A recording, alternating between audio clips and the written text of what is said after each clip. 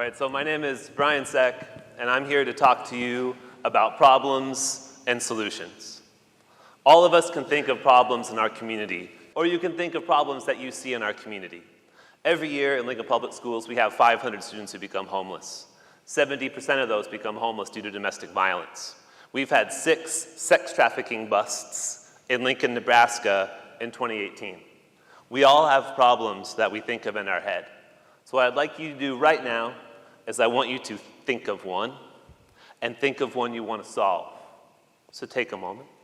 Think of an issue in our community that you think about. So, what are you thinking about? Yeah, I bet you thought about the problem for like a millisecond, and you immediately went to, I'm going to solve this problem right now. I'm going to get after it. I'm going to start a nonprofit. I'm going to start a coalition. I'm going to talk to Barb Bartle at the Community Foundation and get a fund going. I'm going to go right now. We're going to fix this problem. And what I'm here to say to you is, hold on, think about it, and let's do it together. So, in 2016, the community gathered to work on what became the Prosper Lincoln Initiative. 4,000 people gave their ideas. Ideas were boiled down into initiatives, and I got to help lead the Employment Skills Initiative with Prosper, in addition to early childhood education and innovation.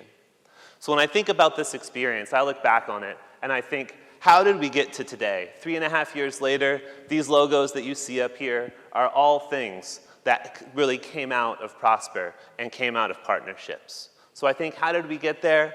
I think first, we saw a problem. Second, we decided we want to fix it. Third, we looked around and saw who's already doing this. If you think of something like suicide prevention, something that's very close to my heart, you think about people that are already doing this. You think about Region 5 mental health. You think about agencies like the Center for People in Need and Good Neighbor Center that are working with our immigrant and refugee communities that sometimes don't even have a word for suicide prevention and mental health, yet it's prevalent in the community. So you identify the problem. You want to go fix it.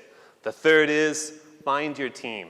The number one lesson I've learned is if you can turn an issue into a team sport, you get to win.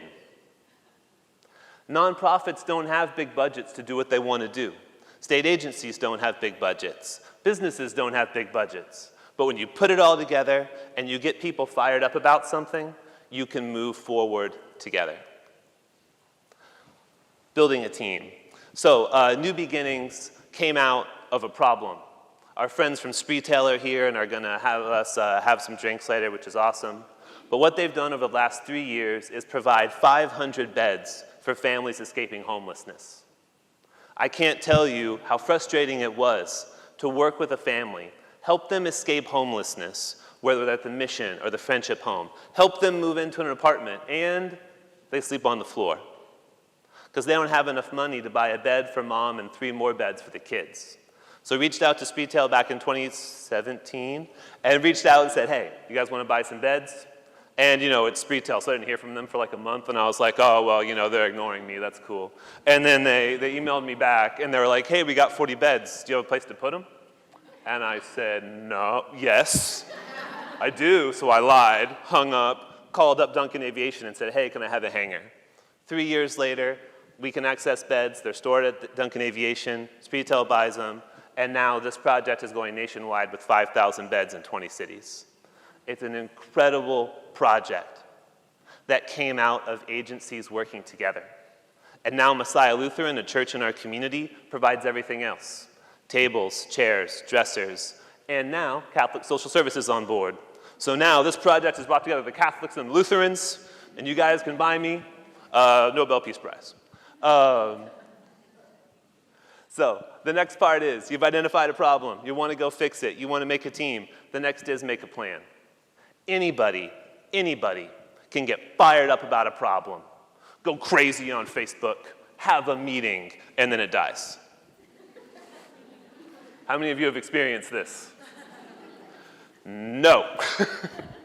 When we go on a project, we gather a team, we make a plan. If you're going to have a meeting, God forbid, have an agenda and goals for said meeting. I'm a big believer in strategic plans and setting goals. The initiatives that I've seen work are able to do that. EmployLink started in 2016 and has every single workforce development organization put together, working together. It used to be that all these different agencies who do amazing work, Veterans Affairs, Voc Rehab with people with disabilities, the Commission for the Blind, the American Job Center, that sees 1,000 people walk into its workforce development center every month looking for work, 1,000. All of these agencies were trying to contact businesses individually, saying, hey, you want to hire veterans, right? Let me tell you about it. Hey, you want to hire people who are looking to upgrade their careers, right? Businesses were saying, I don't know who all these people are. We brought them all together.